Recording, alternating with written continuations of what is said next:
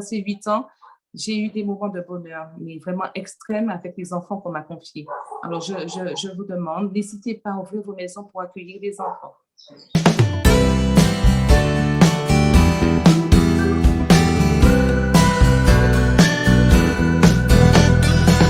Hello les amis, contente de vous retrouver sur Heureux et épanoui en famille. Ici, c'est Claudine Alexandrine, enseignante depuis plus de 10 ans, en ce moment apprentie coach parental et accompagnante en parentalité. Alors ici, je vous propose des ressources, des avis d'experts et des témoignages pour vous apporter du soleil dans vos foyers.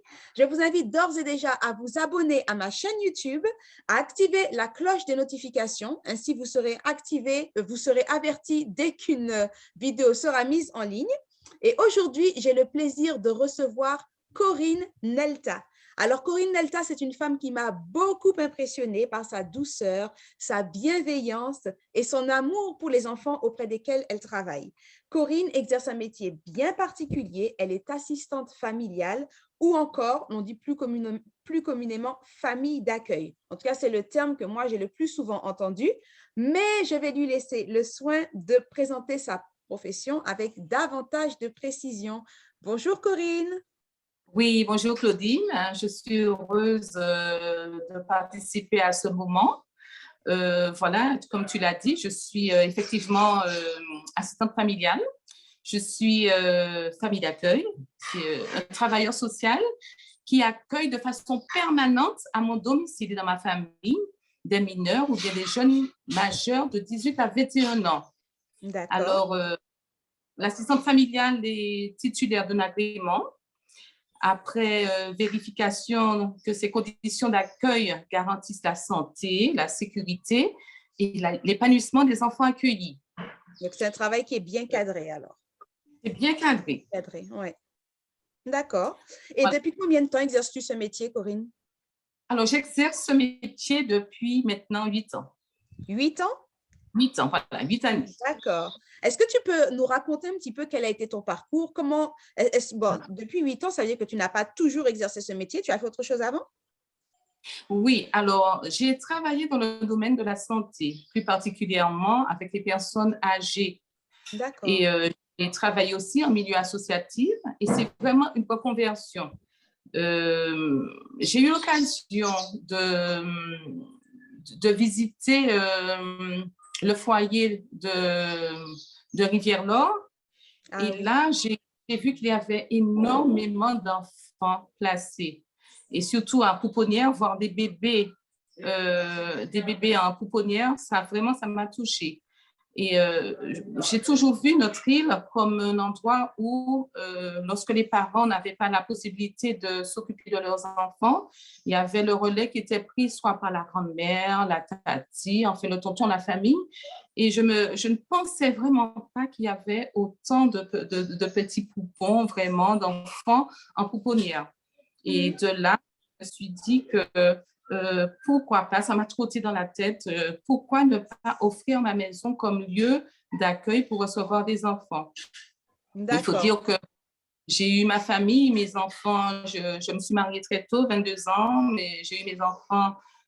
Mon aîné, maintenant, il a 28 ans, mon cadet, 26 ans, mon Benjamin, il a 23 ans. Alors, je me suis dit, pourquoi ne pas ouvrir ma maison pour les enfants? Et quel accueil justement a réservé ta famille à ce projet? Parce que c'est quand même pas rien de voir de nouvelles personnes, en fait, voilà, introduites dans l'intimité du foyer. Donc, comment est-ce qu'ils ont réagi? Oui, tout à fait. Tout à fait. Alors, j'en ai parlé avec mon mari qui a été d'accord. Il sait la façon que j'ai de... J'aime beaucoup les enfants. Alors, j'ai toujours aussi voulu d'une grande famille, mais bon, les conjectures actuelles ne nous permettent pas d'avoir une grande famille. Alors, du coup, il m'a dit, bon, ben, les enfants ne sont plus à la maison, ils vivent dans l'Hexagone, pourquoi pas ouvrir nos portes pour accueillir des enfants. Et du coup, j'ai pris un dossier de demande d'agrément que j'ai rempli. Et que c'est comme ça que j'ai finalement eu mon agrément. D'accord. tu as bénéficié d'une formation entre-temps ou vraiment tu as été lancée dans le bain et puis tes expériences Non, passées t'ont servi? Voilà. non, Oui? tout à fait. Je me suis carrément lancée dans le bain. C'est vrai quand même que j'avais suivi une réunion des formations à Pôle emploi où on parlait du métier d'assistante familiale et l'assistante familiale qui avait été invitée nous montrait comment c'était beau ce métier de pouvoir ouvrir ses portes et d'accueillir des enfants. Alors, ça m'a donné encore plus le désir de devenir famille d'accueil. D'accord. Et est-ce que tu peux nous expliquer un peu quels sont les besoins, les profils des enfants que l'on accueille chez soi quand on est famille d'accueil? Alors, les enfants, je vais d'abord te parler du rôle, si tu me permets Oui, de parler du bien rôle sûr. de famille. D'accord. Alors, l'assistante familiale, alors comme je te disais au départ, elle assure une permanence relationnelle. Elle doit donner des soins et une éducation au quotidien à l'enfant. Alors, je parle de l'enfant, je vais parler aussi de l'adolescent ou du jeune majeur, mais je vais regrouper tout cela par le mot enfant. Le rôle de l'assistant familial est de favoriser l'intégration de l'enfant dans la famille d'accueil et de veiller à ce qu'il trouve sa place. Parce que l'enfant se sente bien dans sa famille d'accueil, qu'il soit là, qu'il soit accueilli par les autres enfants qui sont aussi dans la famille d'accueil. Alors, Et d'autres enfants, quand tu dis les autres enfants, tu veux parler d'autres enfants que tu pourrais avoir déjà accueillis, qui sont déjà là. voilà, D'accord. tout à fait. Déjà là. D'accord. Et avec les autres membres de l'équipe pluridisciplinaire du service d'accueil familial, qui est composé de travailleurs sociaux, il y a le référent, psychologue, psychiatre, chef de service, et aussi avec les autres membres de la famille. C'est vrai que mes enfants, ils vivent dans l'Hexagone, mais ils ont quand même, lors des appels vidéo, ils sont en contact, ils sont là aussi, et lors des périodes de vacances, ils sont aussi présents dans la vie des enfants que j'accueille. Donc, c'est une autre famille. C'est une Voilà, deuxième tout à famille fait. pour C'est ces une enfants-là. famille, tout à fait. Le travail de l'assistant familial s'inscrit dans un projet éducatif global qui nécessite un ensemble d'interventions, alors psychosocio-éducatifs, spécifiques à chaque enfant. Chaque enfant a ses besoins bien spécifiques. Alors, en conséquence, l'assistante familiale fait partie de l'équipe pluridisciplinaire d'accueil familial.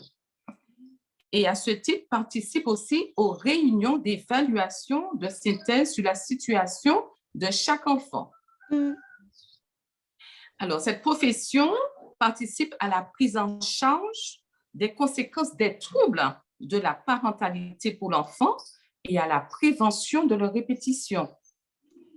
Elle contribue également à la lutte contre les exclusions dont peuvent être victimes les personnes ayant souffert de troubles importants durant l'enfance.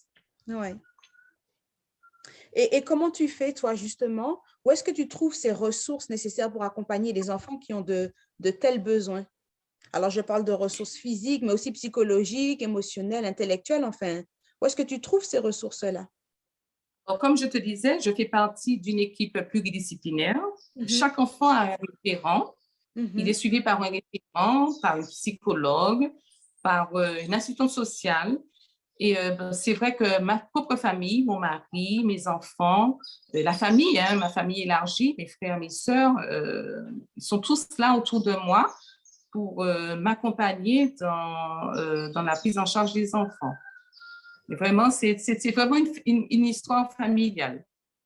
Oui, c'est ce que je vois. C'est ce que je vois, puisque tout le monde est censé être impliqué pour le bonheur de ces enfants-là. En tout cas, moi, il me semble que je t'ai déjà vu avec ton sac sur le dos, marcher avec les enfants, aller voir ce qui se passe près de la rivière, pourquoi est-ce qu'elle est rose. Enfin, c'est un investissement vraiment au quotidien. Tout à fait. Quand on est famille d'accueil, il faut pas être, comment dire, quelqu'un de renfermé. Il faut être vraiment ouvert. Il faut aimer les sorties. Il faut avoir beaucoup de loisirs. Les enfants, c'est ce qu'ils demandent. Hein.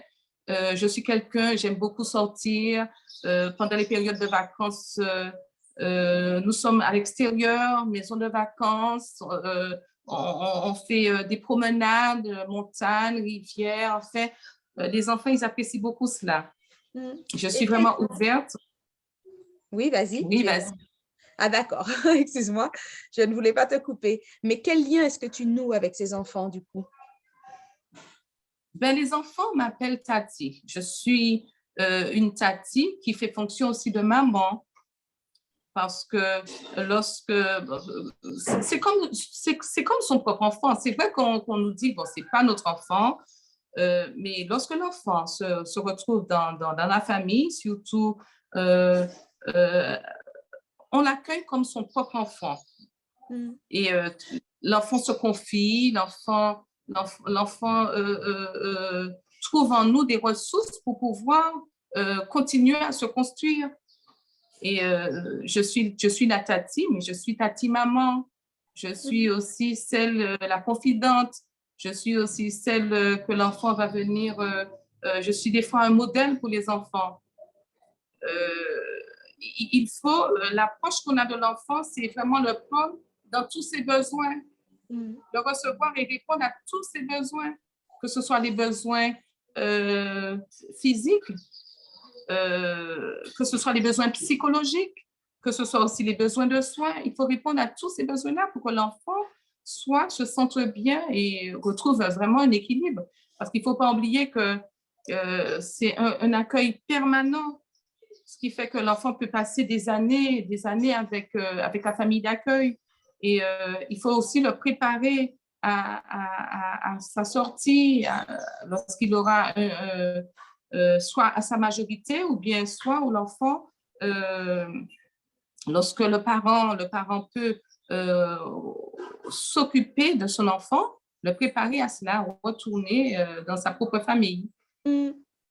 Et tu nous parlais un petit peu des profils des enfants que tu accueilles. Donc, parfois, ils peuvent avoir eu un passé un petit peu douloureux, ils peuvent être un petit peu en perte de repère, ce qui implique aussi un comportement qui n'est pas forcément celui qui est attendu. Alors, quand il s'agit de tes propres enfants qui ont grandi selon peut-être tes principes et tes règles, c'est peut-être plus évident. Alors, comment est-ce que tu réussis à aimer, oui, je vais dire ce mot-là, aimer un enfant qui n'a pas toujours le comportement attendu?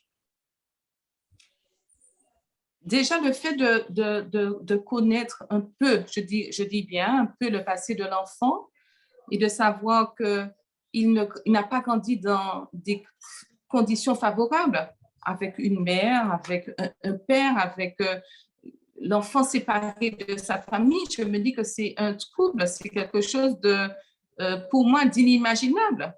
Je vais me référer à ma propre famille, à mes enfants qui ont continuellement besoin de la présence soit de leur père ou de leur mère. Et j'arrive à comprendre la douleur que ressent l'enfant. J'ai beaucoup d'empathie, je me mets à la place de l'enfant, de ce qu'il vit. Et c'est vraiment pas évident pour lui, pour un enfant d'être séparé de sa famille, de ses parents. Et là, me donne l'énergie qu'il faut pour pouvoir répondre à ses besoins.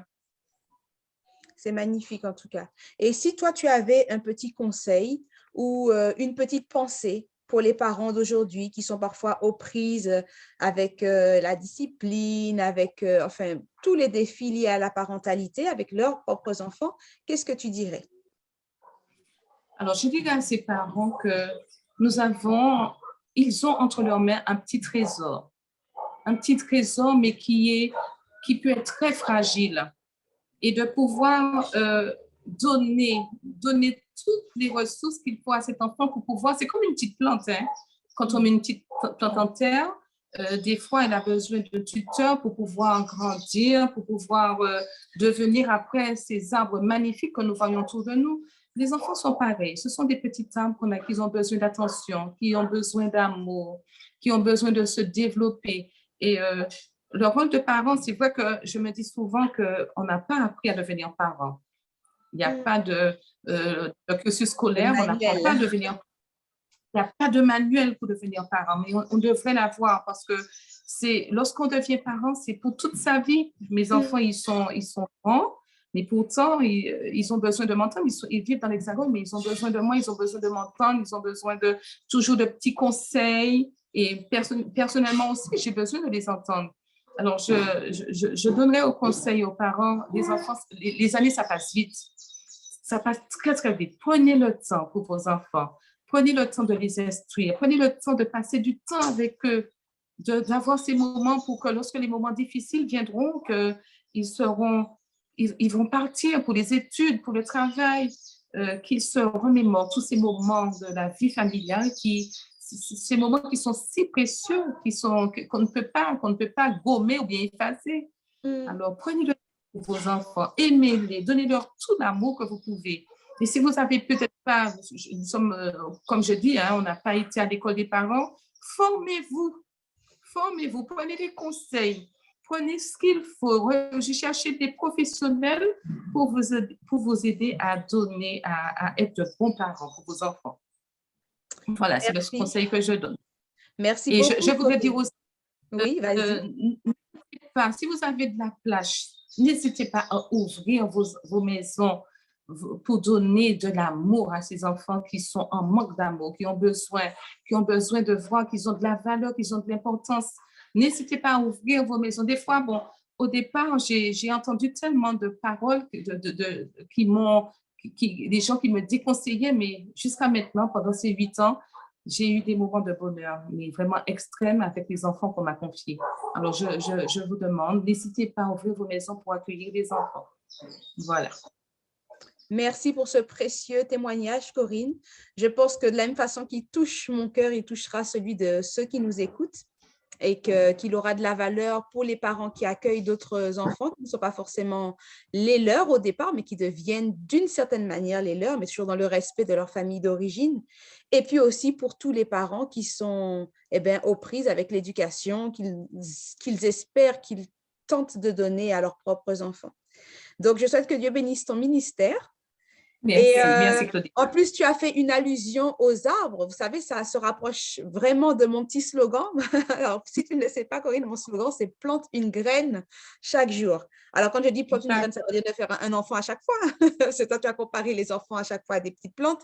Mais c'est plutôt de semer au quotidien dans son foyer, justement, des germes d'amour, de bienveillance, des paroles de sagesse. Mais de le faire on n'a pas besoin de faire beaucoup de choses en une seule fois, puis plus rien par la suite, mais un petit peu distiller chaque jour, une parole, un précepte, précepte sur précepte, ici et là. Voilà, pour soigner ces plantes fragiles, comme tu le dis. On voit le résultat, on voit vraiment le résultat et les enfants nous le rendent bien. Ils voient l'amour qu'on manifeste pour eux et nous le rendent vraiment bien. C'est du bonheur à donner, mais c'est aussi du bonheur à recevoir. Voilà, donc c'est un investissement en quelque sorte. C'est un investissement. Tout à fait. Eh bien, chers amis, si vous avez apprécié ce petit moment passé en compagnie de Corinne, n'hésitez pas à laisser un petit like, à laisser vos commentaires, vous aussi, quelles sont vos expériences, à poser vos questions. On y répondra par la suite, en fait, dans les commentaires. Et puis, n'hésitez pas à planter votre petite graine justement pour aujourd'hui. Corinne et moi, nous avons planté la nôtre. Et sur ce, nous vous disons à bientôt sur Heureux et épanoui en famille. Bye bye. Bye bye.